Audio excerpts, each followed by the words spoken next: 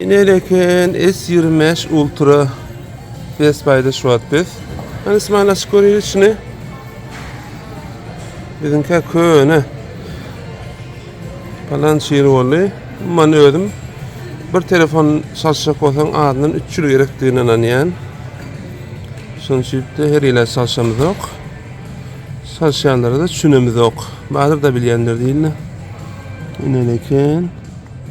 Ne uğru çıkartamam. Ne görüyordu? Ana tuvaletini çıkmak istenme. Ineleken. Ödün mü anne? Hatta yankı videomu hatta baştaki. Geliyor homoyum. Yine şu an aşağı.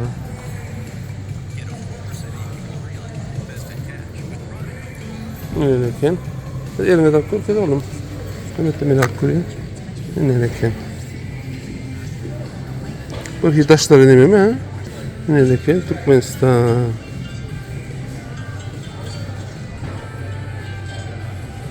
Göründürsünüz. Ya da şey ne? Duyduğuna bakın oğlum. Ha beyliklerim var ha. S-Fig'de 25'i. Bir S25 Plus'ı. Bilmem Ultra'dan yüzüğü. Ha çıkar nedir ha? Ineleken şu yüzüğü. Ne ulan ne mahroda bir de şunu batarım yok. Ineleken. Ne şeyle.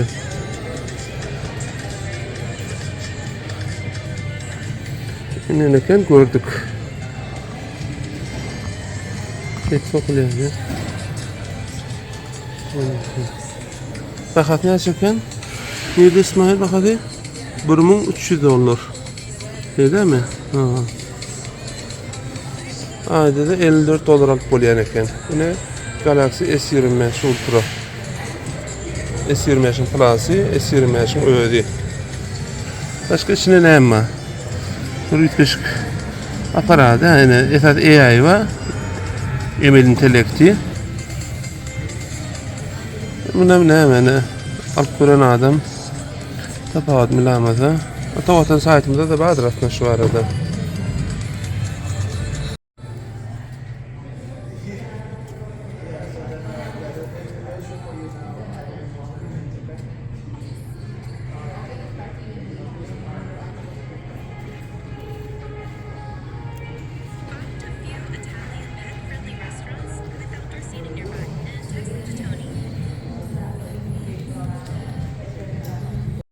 Ünlü telefonlarda sonra size de ne mağazayanın içine öte oturan limonlar olur körün. Ünlüyken. Ama ben var paylaştım şunları. Bir koskan içinde. Yani bir spaydattı.